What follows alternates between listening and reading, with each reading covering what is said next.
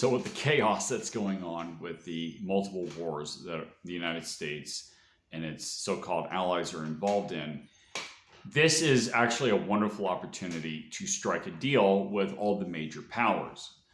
Right now, the United States is in a position where it is escalating the conflict because it's losing. That's whenever the loser, or if there's someone who's losing a conflict, that's usually the person who escalates the conflict. They have to bring in more and more means of leverage into the conflict to try to gain the upper hand. And that's exactly what the U.S. is doing. There's rumors of the Marines are there to take Carg Island, and Trump said that he doesn't want boots on the ground. Iran is just replying. It's just retaliating against the escalations.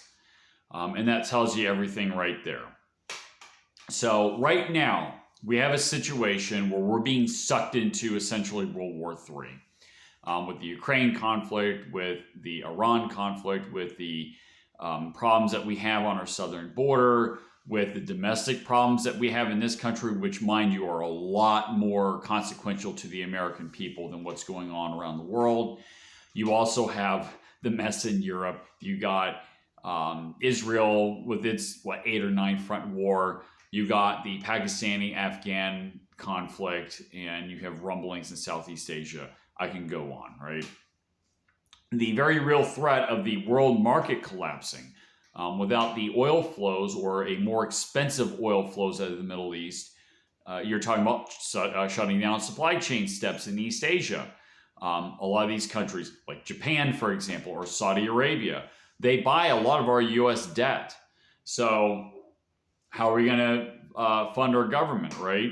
What are we going to do? Monetize it? I guess we could do that for a little while. So we're in a situation where we're being sucked into collapse.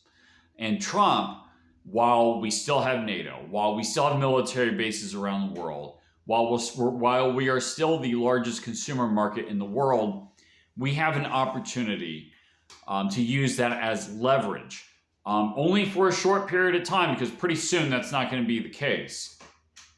The allies are very hesitant to do anything with regard to what's going on in the Persian Gulf. They're only hesitantly doing so because they're afraid of, we might not have NATO anymore. I've been saying this for a long time. NATO needs to go anyway. It's not long for this world. The EU is going to dissolve, and these European countries and these East Asian countries are going to have to start looking after their own interests.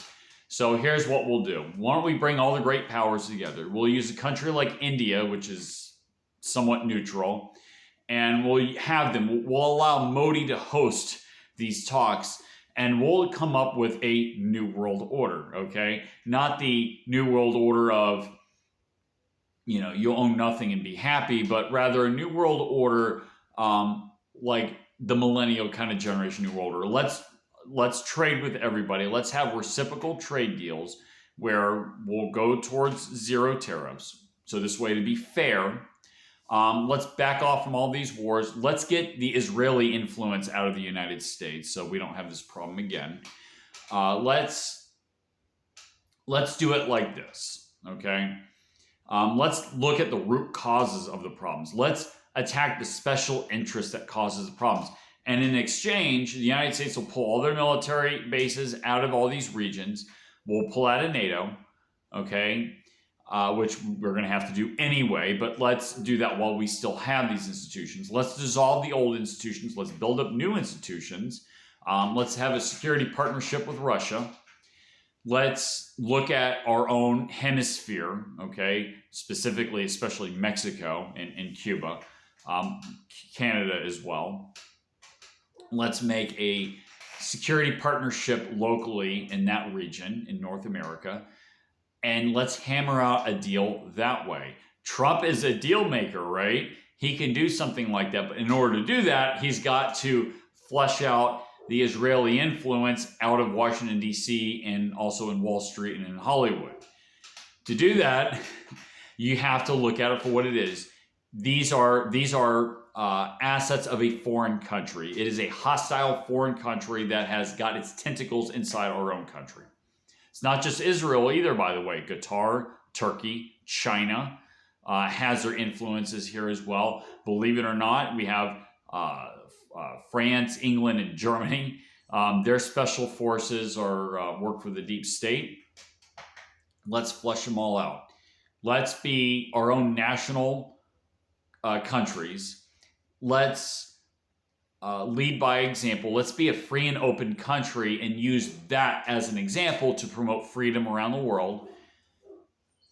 And let's be able to trade with everybody. And let's get rid of these special interests that are causing all these wars. I had a conversation with a leftist not long ago, and it turns out that him and I have a lot in common. We disagree philosophically, we disagree on some policy, but with regard to things like releasing the Epstein files, let's not be beholden to Israel so much. Things like that we agree on. Let's not be beholden to special interests. We agree on that too. The right and the left actually agree on most things, believe it or not. But it's the special interests in our country that's the root of the problem.